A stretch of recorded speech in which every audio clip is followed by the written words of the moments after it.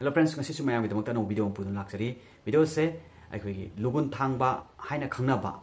chanabi amakha haitare ko masigi matangda karamba matamda phagadage karamba mafam matam haijaba tare chamchamna masigi matangda ama as well as akhoi liming loba haiba siga mayam sum tana thana ba yadraba koi chanabi haijaba tare masigi matangda ne karamba matamda tawgudage habe matangda samlapa akhoi oja guru sing takpirampa knowledge kara mayam sum share tawjage aina haibida swekibal lan kiba walo boyok taragasu apung mana sani na nong haraga ngak pigani haibi wafam se mayang mafamda video se awdingi na nong na tamjauge akhoi ge lugun thangba upanian hara khangnaba masigi ahan badona tamjage ai khangjaba knowledge kara oja guru sing tagi phangpa knowledge sing aduni haiba lugun thangba bisi chanabi ama oina sum chathare hai tar hoi magi community manadaba lining laison manadaba matungina tawdaba su yawi atawbu su dum yawi hai tar adu atawba sing hai tare ko lugun thangbugi bachana bise adum sathari ba kambu sing oina di lugun thang base karino haiba matem tang thamda literally mean to je kaina bringing to close haiba di student close to their guru haiba di karino hai taragadi oja guru se kaidoba maduda nakshan anabagi lambi amakhak laine ba adu kana gumba khoi scholar hai jabatara khangai sing tonga ba magi lining lai songi matungina mai meaning je tonga hanba sudum leiko ada kana gumba khara nai ai khoi magi lugun thangbugi ba lugun khoi langi sing hai tare ko langlam sing se khoi yek salai taret ki oiba adugi bapu amsu pugo su lei aduga loinana kisi kirpa matam da sumanga wang kumal haraga sumai tok da masada pakpiraga siba haiba sule magi tongan ba ideology myamam leigre ko adu aina husi panjaga da basina karma matam da phabage haiba du khaki wari ni ko ahambada lugul thangba se pangya da yati nungti ge ta dum tawba ya ba sunate pangkhalakpa thamagi pangkhalakpa haibam lei masida pangkhalakpa haiba sida bu karamba pangkhalakpa oiduno hai taragadi nongma dagina traungani phawbuk se masi pangkhalakpa singine ba thamagi haibi nongma panba dagina punima phawba se pangkhalakpa aduga punima matung dagina kuntra haib tare thasi haija asina sithrakpa migi maron da haragana pangkhalakpa sibuna sukla paksa kawe adu sithrakpa sina krishna paksa hai sumaina hai tare aduna pangkhalakpa matam se kari khaidokadage haiba matamda rikta tithi khaidoga haiba rikta tithi se aina so hana panjagare mari ni panba mapani panba tra mari ni panba haida panjagare ko masi je khaidok piraga lemori ba kari khaidoni noma pamba su khaidokani punima su khaidokani ko adu lemori ba ani panba humni panba mangani panba tarini panba tarani panba tramathuni panba trainthuni panba hairiba sing asida pangthok piba yai sijima aduga amana matamgi numit masingi hai taragadi nomaijing dagina thangja fawbje numit tarini na sayolamani masi khudimak chelo yarabra haibududi nate haiba afaba sing adudi Thursday Friday Wednesday haiba sing se pai adu kana gumba kharana di Sunday su dum gyai haiba longnaba su leiko adubu pai haiba khogi Thursday ga Friday ga Wednesday ga masidum tawibana hena pai khwadi phabadi Thursday na pai hana thamjage aduga nakshatra traumisak ki matang da haraga su traumisak cha in so hana panjagare traumisak se ai koi mi amana polpa matam da mi amaga dum sagona tuni adugumba ki traumisak se isai traumisak su maju khangbiyo ko aduga matang asidana haiba lugun thangbagi traumisak sing je karam ba numit ta taragana pai haiba du wari ni ko ahambada asani mrgasira pusya uttar phalguni purva phalguni ta chitra swati anurada jesta purvashara Danista Sadbisa Purdabada Bart Uttabada Bart Rebati Haiba Nakshatra na laiba numit sing asida su damak pangthokpa yai adu haiba sing ase kaino nakshatra su haiba sing sina laiba oiba numit masing da su Thursday Friday Wednesday haiba sing se lairaba pulappunba oigadabani ko pulappunba sin hena phai haiba wari ni ko ade pangkhalakpagi oi taraga su aina panjagi ba thaban sing asida oiraba aduga dasajoga bangal laitraba harishwan thado oba graha dos laitraba haiba sing asida akoigi upanian haijabata lugun thangbagi thoromse pangthokpa yai aduga masigi akoigi maroina nupa singda haijabata re nupa singda ayambana oina akoigi lugul thangbasigi oiba chanabise pangthoi haijabata re adubo mamangi ngalingai matamda de haujigi matamda de ka system se akoigi chanadaba oina ure haijabata re chachu chanadre matamadu da khaidombagi lairik laisu khara phangjarapa matamda brahmal kshatriya vaishya shudrana kasmari ka khaidombasida brahman singi oina di sahi tramanga ga thahum khetri go egana sahi kuna thoge thahum baisya go egana sahi kulum doge thahum amai tawdana hairibagi manungsida akogi lugun thang bagi thorom se pangtho me ado sudra gi di palam dre haija batare like singa sida jum collection tor sum yeng jakpa matam da adu masi jeman ari bani na tham khrasi sala ma da ko masi chana drabani na masi tongna dre masi ka aduna maram oraga masi lo subsan jaraga haija batare chaitra ma daina chai kulum doiga tha hum phawba sigi manungda tahugdrabadi brata dos leiba hairaga longnai haija batare aduna dosinga se leitana bagi damakta chai kulum doga tha hum phawgi maraksida haiba lugul thang ba haija batare masi pangthokpana phai haina thambiram haija batare hoi masi gisu masi thangagana karino thangdabana karino haibadudi scholar sing haibiramba ozaguru sing haibiramba haitare ko khangai sing haibiramba mayam amsu lei masi kari doga hama tamda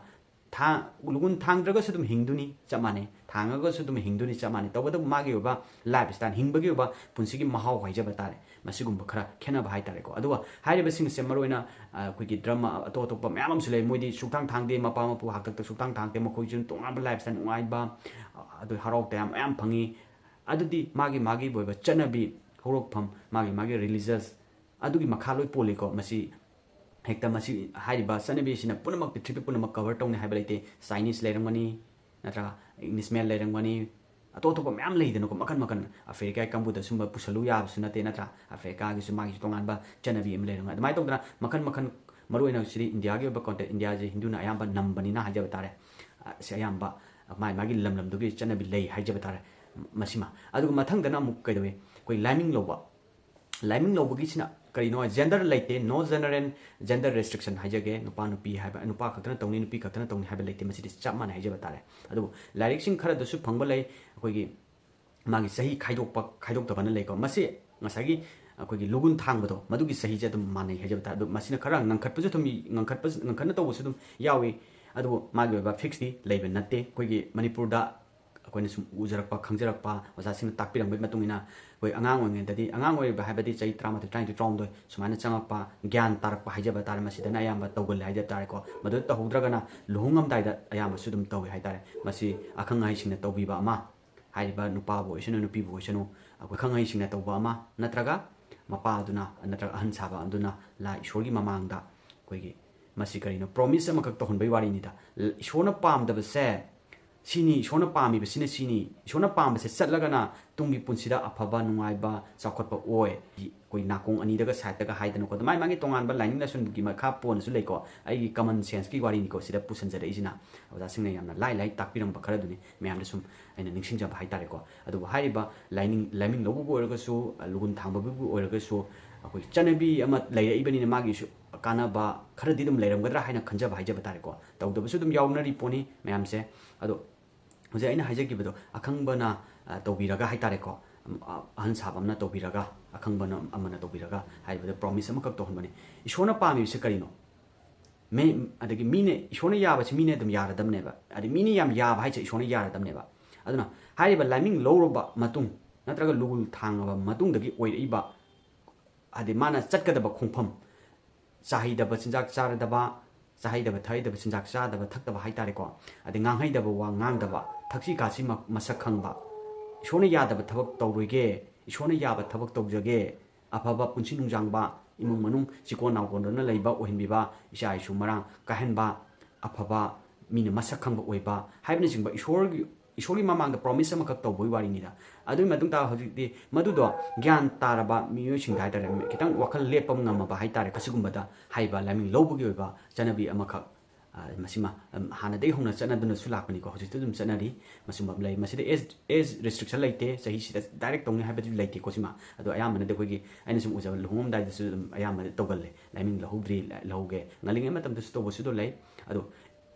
sab chaba khoina discipline maintain toroga nganghai da buwangang da batahoi da thabak tok da miyoi bagi minungsi sienma ngamba ishona yabado chumna chalakpa matamda magi tungi punsi da afaba ngak to oiduni ko phanayana mapa mapuna phattaba aduguma dos mayam laita ju madu ku ena tabirame ko phaja niti niom chumakpa matamda adu laming lobogi matam sisu mai matam lai mapam matam haija batare ko masi pangkhalakpa matamda lobi ga da bani ngasagi upanen gi type ta lugul thambagi matamda adugo su dum hapepe mani ko adu masida katang amu thamjage akogi ngasagi rikta titi khaidoga pangkhalakpa matamdo nini panba humni panba mangani panba tarani panba taramathoi ni panba 32 ni panba haibe sing sida dum tobi ba haija batare masi afabu oigani haija ba aduga numit ki oinadi karma numit nomaijing tena thangja phaw ki manung sida karma numit pharino haiba matangda Monday Wednesday Thursday Friday adu khwaidi phari sidi Thursday ni ko adu karim kanda ngasai Sunday da lokot pa yaba khara haitare Sunday su du marak marak ta chingkat pa yai karigumba puja ama khak toroga tangai fadana tawde yadi haibagi tanja ama khak lakta diko adu khwaidi phabadi Thursday leire adagi oina karam karam nakshatra da phagatagi haiba matamda Pusya Mrigasya Rohini Hasta Anuradha Sarvada Revati Purnabarsu hairiba singasida yamna phaba oi haina thamjage sokoigi dajoga banga Harishoyan thadokpa hairiba singsi thadokpiraga akoigi lugul thangbagi type ta haitare ko ko laiming logo si dum pangthokpa phai haina thamjage adu hairiba singase mathang manau naina sumsum mathang chatharakpa sida akoigi tawda yadraba masi kanthokpa yadaba chanabi ama oina dum tawrei haitare ko tawda su dum yarongani ko adu atawbasina atawbasingi oinadi hairiba singasida afaba numit maru oina koina khangjabo itari kasu kaidre khangda borgadi panji gumba kupai paiba kupai khangba paba hiba akhangba mi tana biraga adu modu ge bakrama tokdeya da sanskar krama haja batare ko sije tana biraga tobiyo ai isagi ai isugi agoi inkhalak liba singa sida gyan loksing piba makak yamna maru oiba tangkak abdu oira karigino haitade hawjik thoning da thokdo kaya kaya tholeise sigumba ahalaman singna yamna koigi isa isu singda koigi khanganing ba koi dharma gi oiba borga su magi ishorgi ma chanabi ma ishona pam da sini ishona pam sini haibadu maduma khangna chalaga koina angang nubi koina yamna taksabu suna sade ko angang nubi amna kaino amna phatabam to ei ishona sauni laina sauni haina ji asigumba khara madu angang kijanu khangjanu hana adum kihanbadi nate dana ko mai pairodi mai pokpa ja hungna sani natra paiga nu sagani pokani hana mana nampudo paigi den makhalam ni dana ko aduna asigumba ja pingai matamde sumsum khara tambi ba hai tare ko langing laison gi oba chanabi mana magi dharma dugi any chaning dharma du loi lerangani ko magi restriction aduna chanabi singase masima khara khangan ba machangi masi kanthokpa yadaba hai tare ko kanthoragadi tungi punsi da sunu ngai taba as madu to hodre ne ai isagi sugi to hodaba dunani ngasi phattaba orise haba ningam da bdo laktana bgi damakta chanari ba mayam sidi kanthokpa di ngai taba hai tare ko aduna masima afaba pungpham apam matam yengthopiraga angang singi inkhalak liba mayam sigi ba afaba lambi amakak yatpada koigi koi mama pa singi aitar guardian singi aitar parents singi choba thodang ama lei aduna mayam punna khangmina ba mathau tai haibagi damakta aina ngasi video se masi ba ta matang mayam mina kung oina ba wajaguru sing takpi pu mayam da mayam da share tok jabane aina haibada soikiba lankhiba walobo mayam su yorong ba su yai adu hudimakto pangana sani nanau mi haret ngakpi gen haibu wafam thamjage adu adongge akhangba leitaraga su comment section da dumak knowledge share tomina se apapa khunai ma chakotpa khunai ma ningjen manaba yamna mayam da khwaidagi pangal leiba ama oinana bui damakta akhoi masen share tominaraga nungsi channel leiba amtang oiminasi afaba sakop oiminasi haibu wafam thamjage masigidi matang sim senjage mathang tabada kanagada nungai gada video thagatna ba honasarage thank you so much for watching